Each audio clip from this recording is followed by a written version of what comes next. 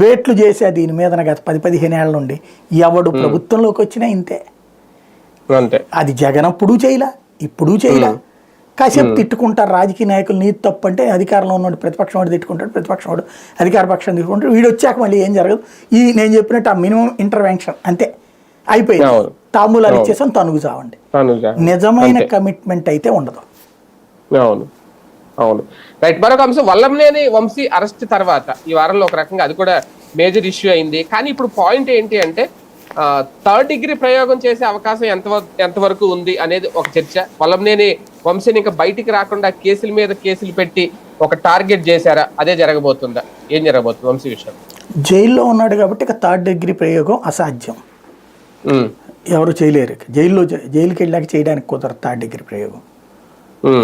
ఇంకోటి ఎవరన్నా జైల్లో ఉన్నటువంటి వేరే ఖైదీల చేత దాడి చేయించడం ఇట్లాంటివి చెయ్యాలి. అది ఇంటర్నల్ కుట్ర అవుతుంది తప్పించి ఇది అవ్వదు. బట్ అందుకని అది దాంట్లో అందుకని అతనికి వేరే ఇది పెట్టాము, అది చెప్పారు కదా, వేరే సెల్ ఇచ్చాము.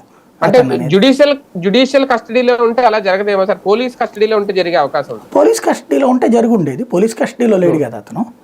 ఈవెన్ పోలీస్ కస్టడీకి ఇప్పుడు తీసుకున్నా ఏం చెయ్యరు, థర్డ్ డిగ్రీ పెరిగించారు. ఎందుకంటే లాయర్ సమక్షంలో ప్లస్ అడుగుతారు కదా. ఇప్పుడు రఘురామకృష్ణరాజు సాక్ష్యం ఉన్నాడు కదా, ఏం జరుగుతుంది.